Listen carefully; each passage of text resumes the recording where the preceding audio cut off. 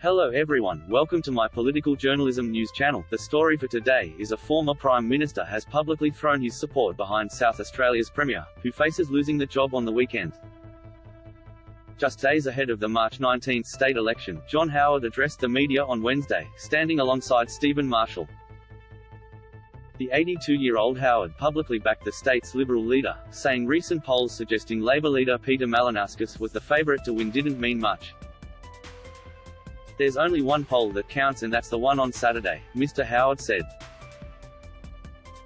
"I remember the last federal election and Bill Shorten had not only measured the curtains, but had the removal bands before Prime Minister Scott Morrison won. Mr. Marshall doesn't need a lot of advice from me. He's a pretty seasoned campaigner. I believe in him. I'd supported him over a long period of time. He believed South Australians would re-elect the Premier because he had turned the state's economy around. I remember when I dealt with SA premiers, largely on the Labor side, and they were always asking for help, and we tried to assist.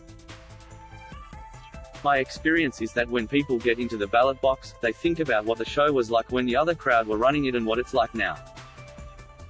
If they do that on Saturday, there is no doubt Stephen Marshall will be re-elected. I don't want to see South Australia slip back into the slow economic lane, and there's a real danger that will happen under a Labor government."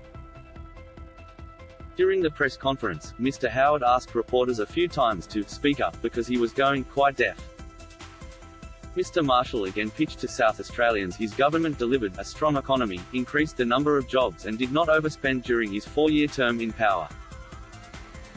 He again argued the Labor opposition would spend recklessly, if elected, and pointed out under the opposition's previous 16-year leadership, health facilities and hospitals were downgraded and closed.